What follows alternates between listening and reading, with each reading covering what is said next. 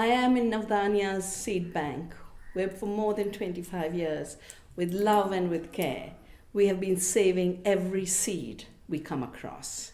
It's a place that gives me the deepest of joy, the deepest of hope, the deepest of peace.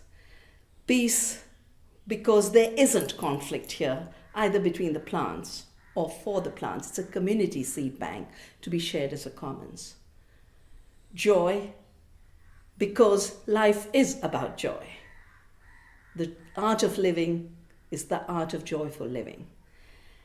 And hope, because we're living in times where the amazing memory in each of these seeds, the memory of the land, the memory of our ancestors, the memory of evolution, all of that memory is being attempted to be wiped out by a handful of corporations for a few short years so they can collect royalties by genetically modifying the seeds. And that is why we call on you to join the movement for seed freedom and food freedom, particularly in the fortnight of action from 2nd October, Gandhi's birth anniversary, to 16th October, dedicated to World Food Day by the United Nations. Wherever you look, there are laws being passed to make it illegal for people to have their food sovereignty and their seed sovereignty. The European Commission is attempting to pass a law to make it illegal to have local seeds. Colombia, the farmers are on the streets being shot at because the US-Colombia Free Trade Treaty has introduced intellectual property rights on seed, and the Colombians see the seed as their common heritage. Africa, there are laws for harmonization, whether it is for breeders' rights or for patenting, and for compulsory registration. Different ways to squeeze the freedom of the seed, squeeze the freedom of the farmer, and squeeze the freedom of ordinary citizens who would like to choose from diversity, who would like to know what they eat. And that is the reason we want labeling laws. The labeling battle for California was defeated with $40 million poured by industry. Now, every state in the United States, whether it be Washington, whether it be Hawaii, people are asking for a simple freedom, the right to know what you eat. How can it be that democracies are not allowing these fundamental rights? Gandhi taught us that as long as the idea survives that unjust laws must be obeyed, so long will slavery survive. That's why he refused to cooperate with the apartheid laws of South Africa. That is why Martin Luther King, 50 years ago,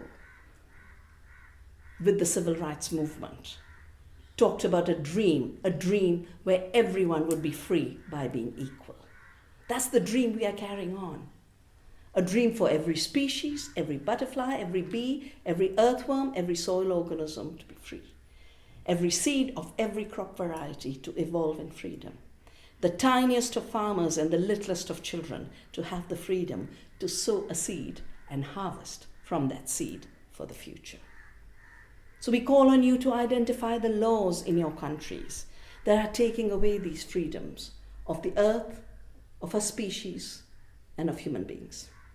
Identify, and then let us do with them what Gandhi did with the salt laws of the British.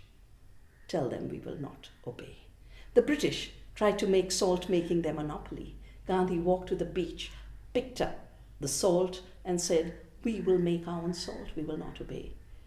Unjust laws should not be obeyed. And 2nd October 2013 should be a celebration of non-cooperation with unjust laws for seed slavery in order to have seed freedom. And 16th October is World Food Day.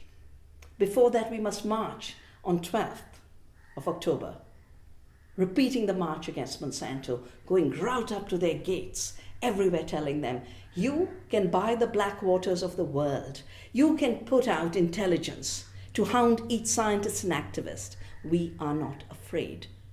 We will not allow a Monsanto rule through Monsanto laws to shape our seeds, our agriculture, our food. On 16th October, Monsanto is giving itself a World Food Award for saving the world from hunger. 72% of the food of the world comes from small farms. The real food heroes, our gardeners and small farmers, our mothers and our grandmothers, the neighborhood chefs, the market gardeners. Let us on 16th October identify and honor the real food heroes who give us real food. Let us celebrate the gifts and diversity of nature. Let us celebrate every person who is making a safe, healthy, nutritious food system possible. Let us celebrate our seed and food freedom and commit ourselves to defend it, no matter how much the corporations would like to take over our seed and food. We will not allow them.